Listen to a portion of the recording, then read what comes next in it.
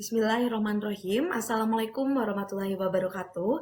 Hari ini saya Salsabila Azara Putri Hasim dengan NIM P174102310002 selaku Ketua Unit dari Rekam Medis akan mempresentasikan tentang pengelolaan unit rekam medis di rumah sakit kita, yakni Rumah Sakit Sejahtera. Sebuah rumah sakit kelas B yang memiliki tantangan dan peluang dalam meningkatkan kualitas pelayanannya. Pertama, marilah kita lihat terlebih dahulu latar belakang dari rumah sakit kita. Rumah Sakit Sejahtera memiliki unit rekam medis yang dipimpin oleh kepala unit dan didukung oleh 6 petugas. Pada tahun ini, unit ini berhasil mengelola rekam medis sebanyak 13.220 pasien. Namun, sistem yang digunakan untuk rawat inap dan UGD masih bersifat manual, sedangkan rawat jalan telah menggunakan rekam medis elektronik yang belum sepenuhnya terintegrasi. Untuk pembahasan kedua, kita juga perlu memahami kegiatan utama yang dilakukan oleh petugas.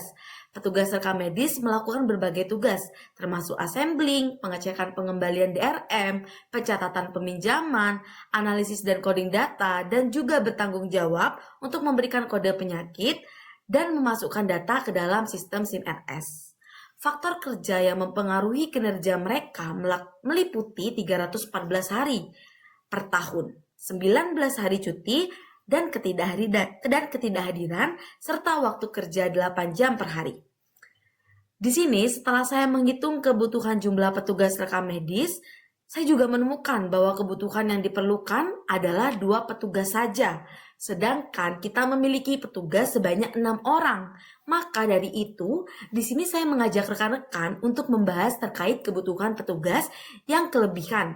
Yang dimana di sini saya juga sudah merincikan 2 petugas utama akan didedikasikan untuk tugas utamanya, yaitu assembling, analisa, dan coding. Mereka akan bergantian setiap 2 bulan untuk menjaga keterampilan.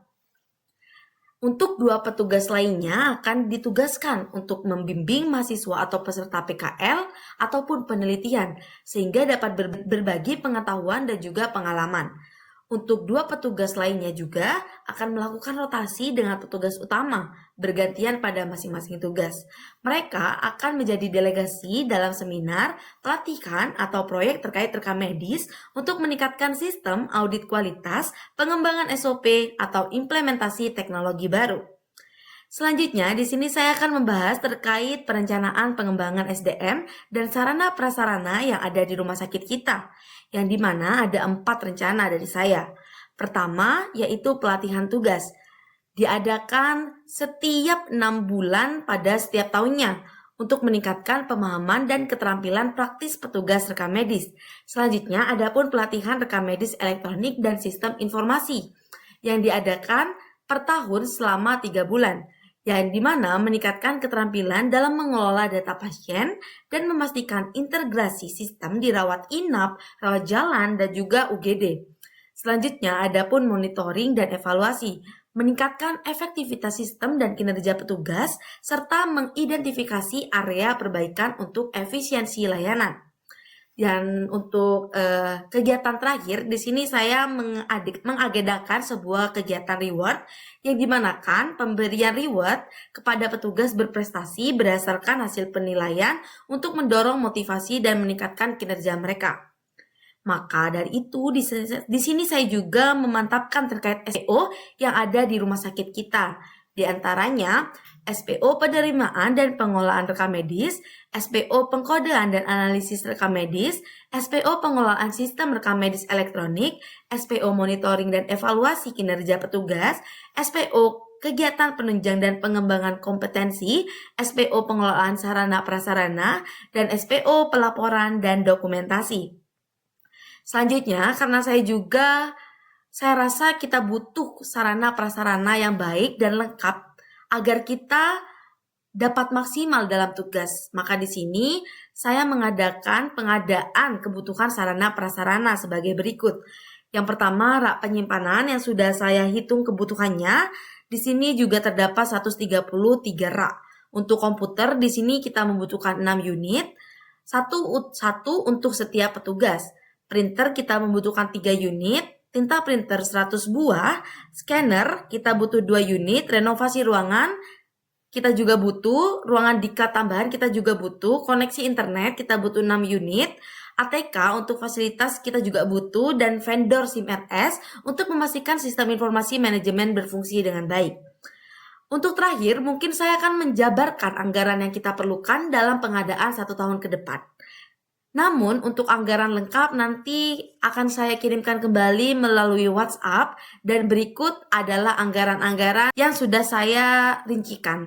Untuk pertama adalah sarana prasarana. Di sini kita menganggarkan 664.350.000. Untuk pelatihan petugas, kita menganggarkan 5.970.000. Di sini saya menganggarkan dalam 1 tahun. Untuk selanjutnya, pelatihan penggunaan RME dan sistem informasi di rumah sakit membutuhkan 2.985.000. Di sini saya juga menganggarkan dalam 1 tahun. Dan selanjutnya yaitu monitoring dan evaluasi membutuhkan 23.160.000. Di sini saya juga menganggarkan dalam 1 tahun. Selanjutnya ada pun reward yang diadakan 1 tahun sekali dengan anggarannya yaitu 1.900.000. Yang dimana juga total anggarannya adalah 698.365.000. Dan dimana diharapkan juga setelah saya menyampaikan pembahasan yang tadi, rumah sakit kita dapat menjadi rumah sakit yang unggul dalam melaksanakan pelayanannya. Mungkin itu saja yang dapat saya sampaikan. Kurang lebihnya mohon maaf. Wassalamualaikum warahmatullahi wabarakatuh.